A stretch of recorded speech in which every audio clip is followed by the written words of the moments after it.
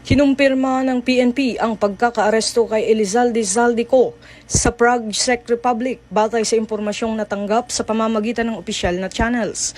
Ayon sa PNP, mahigpit na nakikipag-ugnayan ito sa mga kinauukulang ahensya ng pamahalaan, partikular sa Department of Foreign Affairs, para sa pagpapadali ng mga legal at diplomatic na proseso na may kaugnayan sa kanyang pag-uwi sa Pilipinas. Tiniyak ng PNP na handang-handa ito tumanggap ng custody sa nasabing individual pagdating nito sa bansa at sisiguraduhin na ang lahat ng proseso ay isasagawa alinsunod sa umiiral na batas at due process.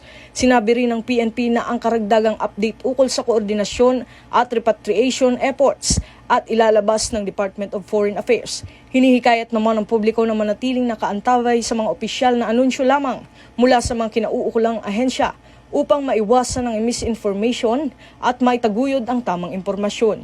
Ito ang bagong PNP para sa bagong Pilipinas. Serbisyong mabilis, tapat at nararamdaman.